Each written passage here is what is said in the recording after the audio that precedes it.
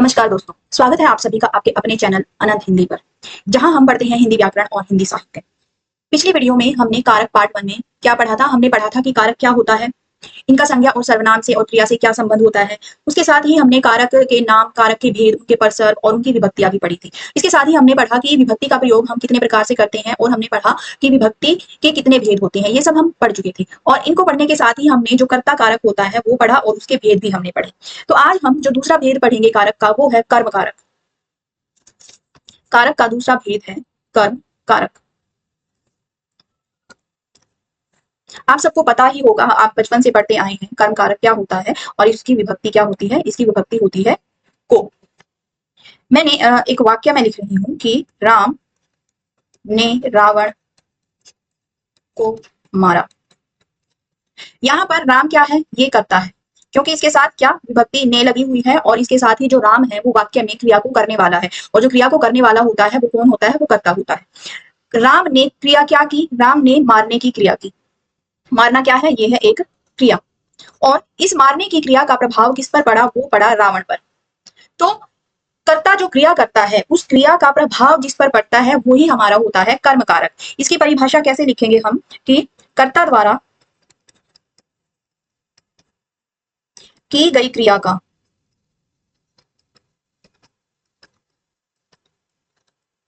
प्रभाव जिस पर पड़े उसे कर्म कारक कहा जाता है।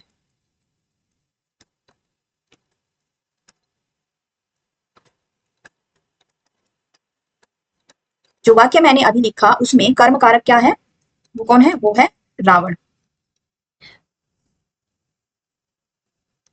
अगर अब मैं बात करूं कि जो एक वाक्य होता है, एक वाक्य में एक से अधिक कारक हो सकते हैं। जैसे अभी ये वाक्य मैंने लिखा था कि राम ने रावण को मारा। यहां पर मैंने अंडरलाइन किया राम ने को। अब दूसरा वाक्य मैं फिर से लिख रही हूं कि राम ने रावण को मारा और यहाँ पे मैंने कोई भी शब्द अंडरलाइन नहीं किया। और आपको बताना पड़े कि इन दोनों वाक्यों में कारक कौन सा है, तो आपका जवाब क्या होगा? आप किसको आंसर करेंगे? तो हमने देखा कि जो वाक्य मैंने लिखे उसमें दोनों ही वाक्यों में यहाँ पर ये कर्ता कारक है और यहाँ पर ये कर्म कारक है। लेकिन एग्जामिनर ने जब ये क्वेश्चन एग्जाम में दिया तो वहां पर आपको कोई भी शब्द जो है वो अंडरलाइन करके नहीं दिया, तब आपका आंसर क्या होगा? तो ऐसी सिचुएशन में आपका जो आंसर होगा वो कौन होगा? वो होगा क्रिया के पास वाला। यानी इस वाक्य में ये हमारी क्या है? क्रिया है। तो क्रिया के पास कौन सा कारक है? कर्म कारक है, यानी रावण को है। तो आपका आंसर अगर अंडरलाइन नहीं किया गया है तो जो क्रिया के पास वाला कारक होगा उसको हम प्राथमिकता देंगे और वही हमारा आंसर हो जाएगा। तो यहाँ पर क्या होगा आपका आंसर? कर्म कारक। और अगर एग्जामिनर ने अंडरलाइन करके कोई शब्द दिया है, मान लीजिए एग्जामिनर ने पूछा कि राम ने कौन सा कारक है, तो वो क्या जानना चाहता है कि वो सिर्फ राम के बारे में जानना चाहता है कि राम कौन है, कौन सा कारक है। तो हम सिर्फ उसी के बारे में बताएंगे कि जो राम है वो कर्ता कारक है। लेकिन दूसरे वाक्य में एग्जामिनर ने कोई भी जो शब्द है उसे क्या नहीं किया? अंडरलाइन नहीं किया। तो ऐसी कंडीशन में हमारा आंसर क्या होगा? और उसके साथ ही ऑप्शन में उसने कर्म और कर्ता दोनों कारक दे दिए। तो हमारा आंसर क्या होगा? जो क्रिया के पास वाला कारक होगा वो हमारा आंसर हो जाएगा। तो दूसरे वाक्य में कर्म कारक दिया गया है। तो यहाँ पर हम क्या क्या लिखेंगे कि क्रिया के पास वाला कारक प्रधान होता है।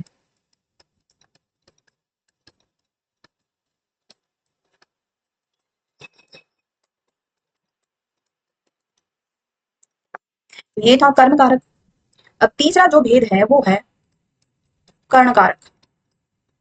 कारक का तीसरा भेद क्या है? कर्ण कारक। इसकी विभक्ति क्या होती है? से और के द्वारा। बचपन से हम यही सब पढ़ते आए हैं। और इसकी जो परिभाषा की मैं बात करूं तो कैसे लिखेंगे कि कर्ता द्वारा किए गए कार्य का माध्यम, कार्य या आप कह सकते हैं क्रिया का माध्यम या साधन बताने वाले शब्द,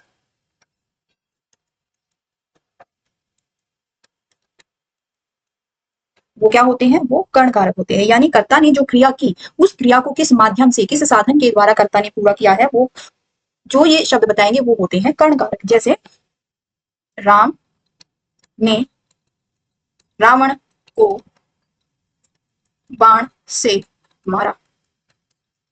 यहां पर राम ने क्या है? ये कर्ता कारक है। रावण को कर्म कारक है, क्योंकि राम ने जो क्रिया की उसका प्रभाव रावण पर पड़ा, तो ये कर्म कारक है।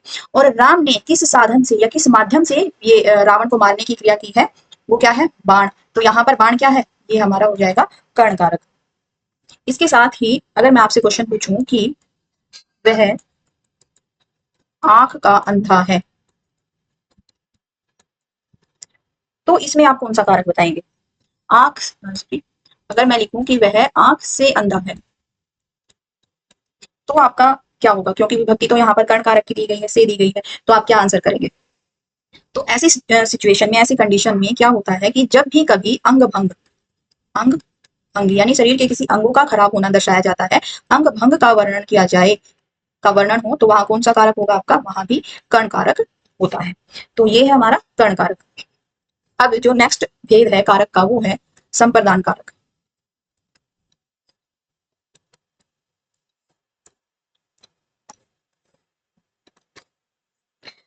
संप्रदान कारक की विभक्ति क्या है, के लिए और कभी कभी ये को भी होती है, ये इसकी विभक्तियां होती हैं। इसकी पहचान कैसे करते हैं, इसकी परिभाषा, कर्ता जिसके लिए क्रिया करता है,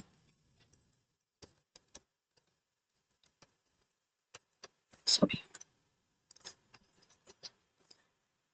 कर्ता जिसके लिए क्रिया करता है वह होता है संप्रदान कारक। यानी कर्ता ने जो क्रिया की है वो किसके लिए की है, जो ये शब्द बताएंगे, जो उसके बारे में बताएंगे कर्ता ने क्रिया किसके लिए की है, तो यहाँ पर वो होगा हमारा संप्रदान कारक। जैसे मैं यहाँ पर एग्जाम्पल लिख रही हूं कि माँ ने बच्चों के लिए रोटी बनाई। इस वाक्य में कर्ता कौन है, माँ। माँ ने क्रिया क्या की, रोटी बनाने की, और ये रोटी बनाने की क्रिया किन के लिए की है, बच्चों के लिए की है। तो यहाँ पर बच्चे हमारा क्या हो जाएगा, ये संप्रदान कारक हो जाएगा। ये क्या है, हमारा संप्रदान कारक है, क्योंकि माँ ने रोटी बनाने की क्रिया बच्चों के लिए की है। इससे हमें पता चल रहा है कि क्रिया किसके लिए की जा रही है, वो होता है संप्रदान कारक। अब मैंने लिखा कि राम ने मोहन को पीटा, और राम ने मोहन को मिठाई दी।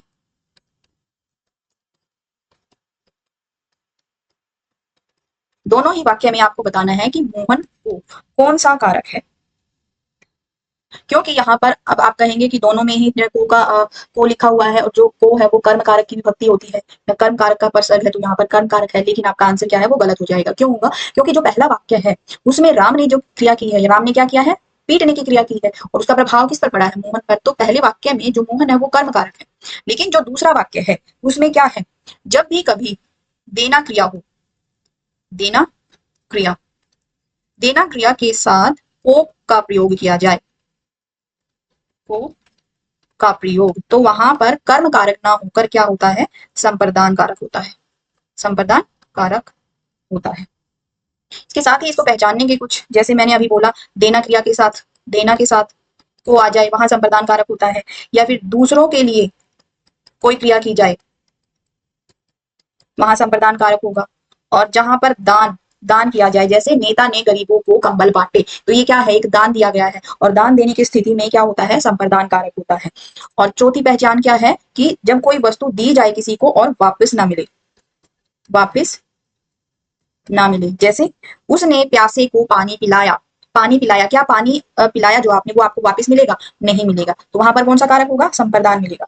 दूसरा सेंटेंस देखिए कि उसने भूखे को खाना खिलाया, आपने जो खाना खिलाया क्या आपको वो वापस मिलेगा, नहीं मिलेगा, तो इन दोनों ही वाक्य में कौन सा कारक है, संप्रदान कारक है। पांचवा पहचान की जब भी कभी अभिवादन किया जाए, अभिवादन जैसे नमस्ते, नमस्कार, प्रणाम, ऐसे शब्दों का प्रयोग क्या होते हैं, ये होते हैं अभिवादन, और अभिवादन वाले वाक्यों में क्या होता है, संप्रदान कारक होता है। तो छठी पहचान है कि जिन शब्दों से रुचि का पता चले, या कोई चीज अच्छा लगना या अच्छी लगना, या आप कहें प्रिय लगना, इन चीजों इनका आपको वर्णन देखने को मिले, वहां भी संप्रदान कारक होता है। कि जैसे मुझे हिंदी पढ़ाना अच्छा लगता है, कि मुझे हिंदी पढ़ाना अच्छा लगता है, ये क्या दिखाया गया है, मेरी रुचि है, अच्छा लगना दिखाया गया है, पढ़ाना अच्छा लगता है, तो यहाँ पर क्या होगा, संप्रदान कारक आपको मिलेगा। इसके साथ ही अगर किसी भी वाक्य में आपको देखने को मिले के वास्ते, के हित और के निमित्त, अगर किसी वाक्य में आपको ये शब्द देखने को मिल रहे हैं तो वे शब्द भी किसका उदाहरण होते हैं? संप्रदान कारक का उदाहरण वो होते हैं। तो ये होता है संप्रदान कारक। जो दूसरा भेद है, पांचवा जो भेद है कारक का, वो है अपादान।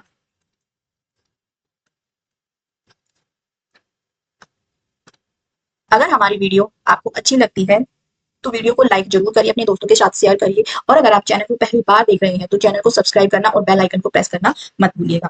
तो चलिए अब देखते हैं अपादान कारक क्या होता है। इसकी विभक्ति क्या होती है? से, यानी जो जहां पर अलगाव या जुदाई का वर्णन किया जाए। ये बचपन से ही हम पढ़ते आ रहे हैं। तो वो होता है अपादान कारक। जैसे पेड़ से पत्ते गिरते हैं, पत्ते गिरते हैं। क्या पत्ते गिरकर पेड़ से अलग नहीं हो रहे हैं? बिल्कुल हो रहे हैं। तो यहाँ पर क्या होगा? अलगाव हमें, जुदाई हमें दिखाई दे रही है, तो क्या है? अपादान कारक है। दूसरा, अगर किसी वाक्य में दूरी का वर्णन हो, दूरी जैसे दिल्ली अंबाला से 400 किलोमीटर दूर है, यहाँ पर दूरी का वर्णन है, तो कौन सा कारक है? अपादान कारक है। दूरी का वर्णन होगा, वहां भी क्या होगा? अपादान कारक होगा। उसके बाद अगर किसी के उद्भव या उत्पत्ति, या फिर बात करें स्रोत की, स्रोत का वर्णन हो, वहां भी अपादान कारक होगा। जैसे गंगा हिमालय से निकलती है, गंगा हिमालय से निकलती है। यमुना यमुनोत्री से निकलती है, तो ये क्या है? हिमालय क्या है? गंगा का स्रोत है, उत्पत्ति वहां से होती है, उद्भव वहां से होता है। यमुनोत्री क्या है? गंगा का सॉरी यमुना का स्रोत है, वहां से उसकी उद्भव होता है, उत्पत्ति होती है, तो वहां क्या होता है? आपका अपादान कारक होता है। इसके बाद अगर दो वस्तुओं में तुलना की जाए, दो संज्ञा में तुलना की जाए, जैसे सीता गीता से सुंदर है, गीता से सुंदर है, तो क्या होता है? अपादान कारक होता है। पांचवा, नापसंद या कहें घृणा या कहें नफरत दिखाने वाले शब्द क्या होते हैं? अपादान कारक होते हैं। जैसे झूठों, मुझे झूठों से नफरत है।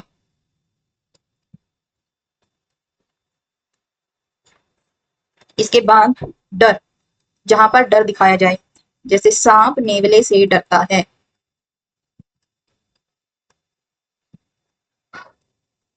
तो क्या होगा? अपादान कारक होगा। इसके बाद मृत्यु का कारण बताया जाए, मृत्यु का कारण, जैसे वह कैंसर से मर गया, से मर गया।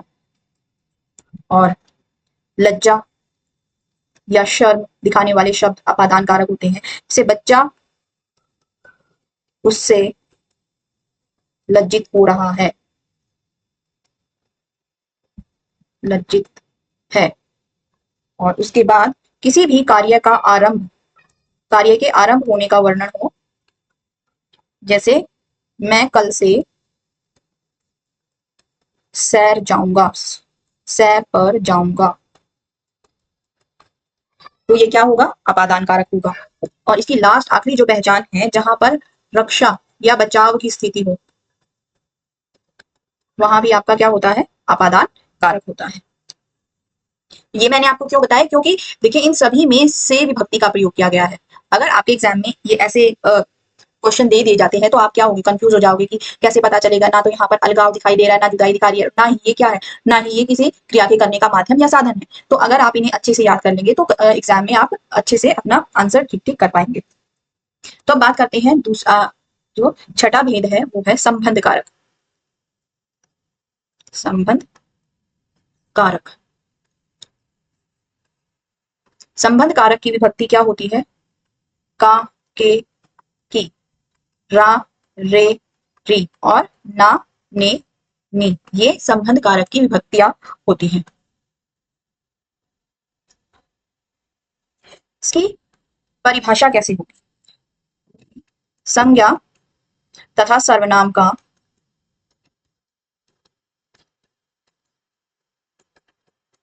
आपसी संबंध बताने वाले शब्द, आपसी संबंध बताने वाले। और संबंध कैसा? कि मालिकाना हक हो, मालिकाना हक बताया जा रहा हो, या रिश्ता बताया जा रहा हो, या आप कह सकते हैं कि संबंध बताया जा रहे हो, तो ऐसे शब्द क्या होते हैं? संबंध कारक होते हैं। जैसे यह राहुल का घर है, तो यहाँ पर राहुल और घर का संबंध बताया जा रहा है, जो घर है वो राहुल से संबंधित है। जैसे सीता की बहन कल आएगी, कल आएगी, यहाँ पर किसकी बहन? सीता की बहन, दोनों का रिश्ता बताया जा रहा है। और पहले वाक्य में क्या है? यहाँ पर मालिकाना हक बताया जा रहा है, तो दोनों ही में क्या होगा? आपका संबंध कारक होगा, मालिकाना हक बताया जाता है, तो ये होता है हमारा क्या? संबंध कारक। अब हमने देखा कि जो कारक क्या होता है, वो वे शब्द होते हैं जो संज्ञा और सर्वनाम का संबंध क्रिया से बताते हैं। लेकिन जो संबंध कारक होता है, ये एकमात्र ऐसा कारक है, एकमात्र ऐसा कारक है जो क्रिया से संबंध नहीं बताता, क्रिया से संबंध नहीं बताता।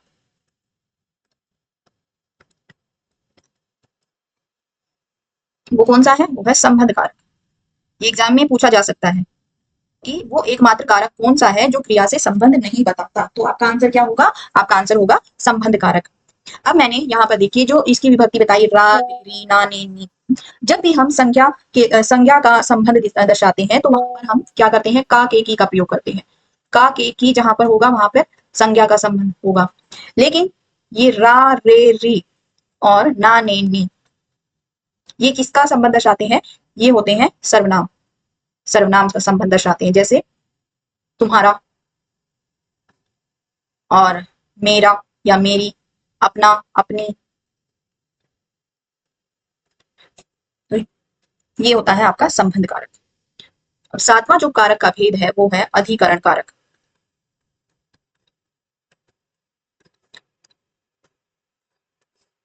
अधिकरण कारक की विभक्ति होती है में और पर। में का मतलब क्या होता है? में का मतलब होता है अंदर, और पर का मतलब होता है ऊपर। तो जो अधिकरण कारक क्या होता है? ये वे शब्द होते हैं, वे शब्द जो बताते हैं कि क्रिया कहाँ हो रही है और कब हो रही है, जो क्रिया के होने के स्थान का बोध कराए, वो होता है आपका अधिकरण कारक।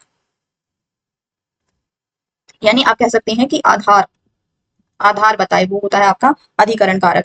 इसमें जैसे वह मेज पर बैठा है, या राम ने मेज पर पुस्तक रखी, तो यहाँ पर जो क्रिया हुई वो कहाँ हुई? मेज पर। तो मेज क्या है? आपका अधिकरण कारक है। तो ये क्या बताएगा हमें? अधिकरण कारक की क्रिया कहाँ हो रही है। और अगर आपको वाक्य में दिखे किनारे या सहारे और आश्रय, इन शब्दों का प्रयोग जहां होता है वहां भी आपका क्या होता है? अधिकरण कारक का ही प्रयोग होता है। तो ये है आपका अधिकरण कारक। अब जो आखिरी कारक है वो है संबोधन।